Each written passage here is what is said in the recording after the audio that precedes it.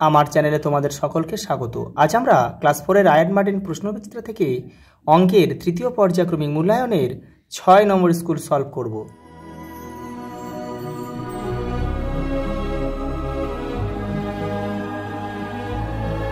দেখো, কোনো মৌলিক সংখ্যার উৎপাদক থাকে কটা?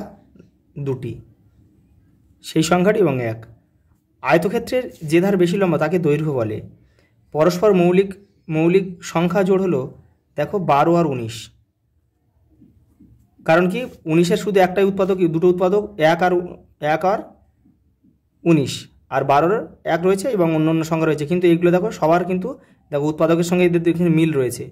সব উৎপাদকের সঙ্গে দেখো এক ছাড়াও কিন্তু, যেমন এর মধ্যে 3 আছে, এর মধ্যে 3 আছে, দেখো এর মধ্যে 5 আছে, এর মধ্যে 5 আছে, কিন্তু দেখো এর মধ্যে শুধু এক আছে, এর মধ্যে এক আছে।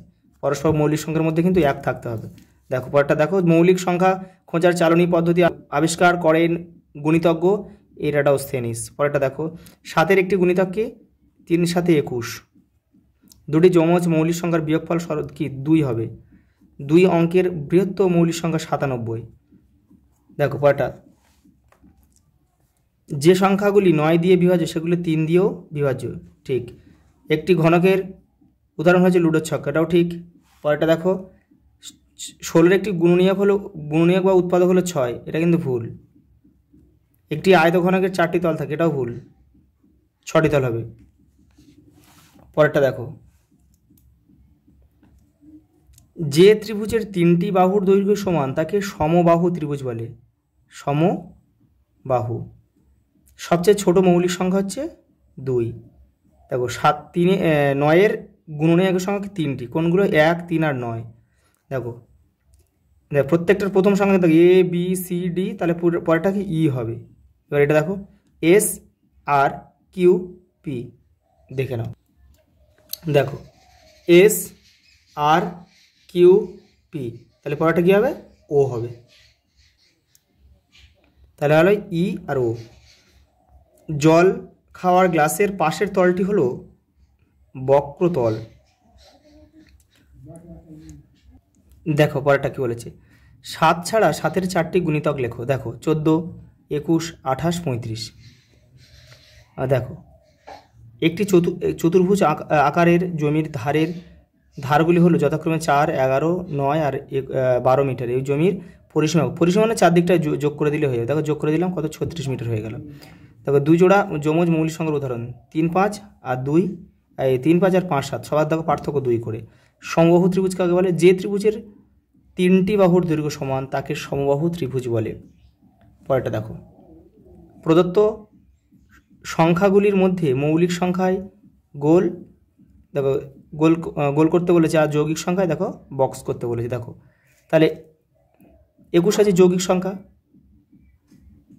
3 × 7 = 21, তাহলে এটাকে আমরা করবো। দেখো মৌলিককে 31টা মৌলিক, দেখো এটাকে ভাঙা যায় না। 41 মৌলিক, ভাঙা যায় না। 51 কিন্তু 3 × 7 = 51, মিলে যায়। পরেরটা দেখো, প্রদত্ত জ্যামিতিক চিত্রগুলির কোনটিতে কি বলে? বর্গক্ষেত্র, আয়তক্ষেত্র আছে। কোনটি? এটা কি বলে? আয়তক্ষেত্র। তাহলে এটা কি হবে? এটা কিন্তু আয়তক্ষেত্র। এটা কি? এটা ত্রিভুজ। এটা দেখ, এটা আয়তক্ষেত্র,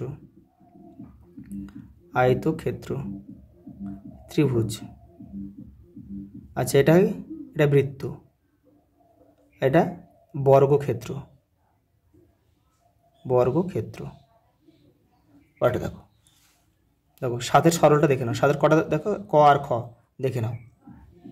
এই যে দেখো 7-এর, দেখো এই অঙ্কটা কিন্তু আগের সেটগুলোতে বারবার কিন্তু দিচ্ছে। দেখো 84, দেখো আগে কিন্তু দেখো যখন ব্র্যাকেট থাকবে না তখন কিন্তু তোমাদের ভাগের কাজটা আগে করে নিতে হবে। তাহলে ভাগের কাজ করলাম, দেখো 48 আর এখানে 4 ভাগ করলাম, কত হলো? 12, 4 × 12 = 48 গুণ। এবার তারপর দেখো ভাগের কাজ হয়ে গেলে তারপরেরটা গুণের কাজ করতে হবে। 7 × 12 কত? 84, 84-র সঙ্গে 84 বিয়োগ করো, 0 উত্তর। পরেরটা দেখো, ক্ষয়টা কি দিয়েছে দেখো। প্রথমে দেখো প্রথম বন্ধনীর কাজ করো, 6 × 7 = 42, জাস্ট যা আছে বসিয়ে দাও। তারপরে ভাগের কাজ ব্র্যাকেটের মধ্যে রয়েছে, ব্র্যাকেটের কাজটা আগে করে নাও। 3 × 14 = 42। এবার দেখো এইখানটায় দেখো 5টা বসে গেল। এইখানে একটু দেখে নাও। দেখো এখানে 5-এর আগে যোগ আছে, 12-র আগেও যোগ আছে। তাহলে যোগগুলোকে আগে যোগ করো। তাহলে 12 আর 5, দেখো 12 আর 5 কত? 17। 17 থেকে 14 বাদ দাও, 3। পরেরটা দেখো, ছবি দেখে ফাঁকা ঘরে পরের চিত্রটি তৈরি করো। দেখো সবারটা গোল রয়েছে, তাহলে এখানে একটা গোল করো। আচ্ছা দেখো, প্রথমে তীর চিহ্নটা ডান দিকে ছিল, পূর্ব দিকে, তারপরে নিচের দিকে এসেছে, তারপর আবার এদিকে এসেছে। দেখো প্রথমে এদিকে, তারপর এদিকে, তারপর এদিকে, তাহলে বুঝতে পারছো যে এদিক থেকে এদিকে ঘুরছে, তাহলে পরেরটা কী হবে, কিন্তু উপরের দিকে চলে যাবে। এই পরেরটা দেখো, দেখো 1 2 3 4 5 6, এটা 6টা বাহু, এটাকে 1 2 3 4 5টা বাহু, দেখো একটা করে বাহু কমে গেছে, তাহলে এটা 4টে বাহু, তাহলে এটা কিন্তু 3টে বাহু হবে, তাহলে ত্রিভুজ হয়ে যাবে। এই পরেরটা দেখো, সবাই স্টার রয়েছে, একটা দেখো স্টার বা তারা, এটা আঁকলাম। দেখো এইখানে বিন্দু এই রয়েছে, তারপর এই এক ঘর করে ডান দিকে সরেছে, দেখো ঘুরছে এই, তাহলে পরেরটা হবে এইখানে হবে।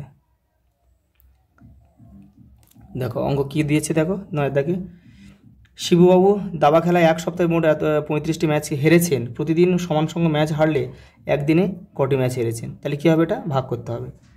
তাহলে দেখো সপ্তাহ মানে কত, 7 দিনে, তাহলে 7 দিয়ে ভাগ 5 7 35, তাহলে একদিনে হচ্ছে 5টি।